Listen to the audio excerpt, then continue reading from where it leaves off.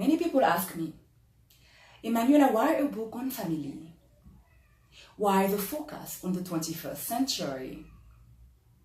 And why is a change in your writing between your first book and your second book? Did you encounter challenges that made you realize the importance of God, the importance of relying on His word? And as much as I appreciate really all the questions that come my way, and all the prayer, all the encouragement that I get from people all over, well, I believe even when I was writing my first book, I had a good relationship with God. I think the change really is the fact that I now have a deeper understanding of His word, and that He has blessed me with a little more wisdom. But I have no doubt that I have a really good relationship with God. I make my mistake as everyone else does, but I simply love Him. Yeah, I really simply love Him, and I bless Him for everything that He has done in my life. The real reason why I wrote the book, it's really simple. It's because I'm a mother.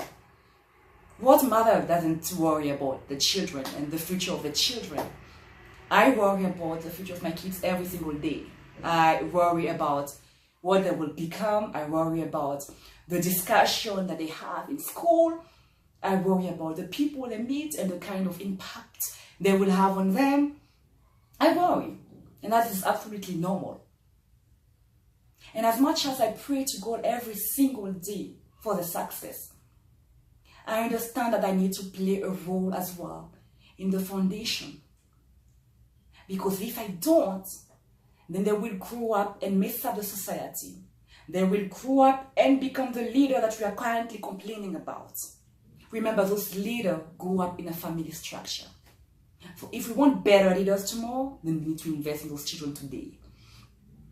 I also get a lot of feedback during my training. I ensure that all my training sessions with young people are quite interactive, and that help me get a better idea of the perception of life, the role they believe they play in the society. They believe on everything that we see on TV, really, and of course their relationship with the parents. And I get perplexed, and I get even more worried again when I receive some of their feedback. I have met a young girl who was, by the time she was 11, she had already had 2 sexual partners. I had met a young girl who, by the time she was 15 years old, had already committed an abortion. I get calls from young men all the time who want to commit suicide because they've had a breakup.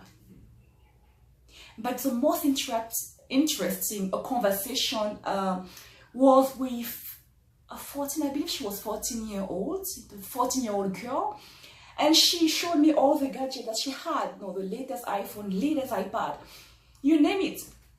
And she told me, Emmanuella, I have everything that I want, but I don't have the most important people in my life, and these are my parents.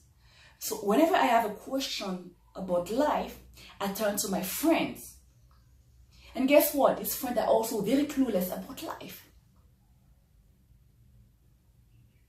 That really saddened me. And I understand that we live in another era where we need to work and ensure that we provide the best with our children, for our children. But the most important thing will always, always remain their relationship with Christ.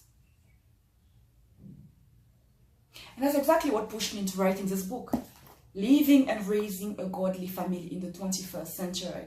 So if you haven't yet gotten a copy of the book, please do, feel free. It only costs 1,000 Kenya shilling, and you can get yourself a copy by calling us on 0722 87 0149 or 0721 75 93 67. And when you get yourself a copy, please feel free to call me.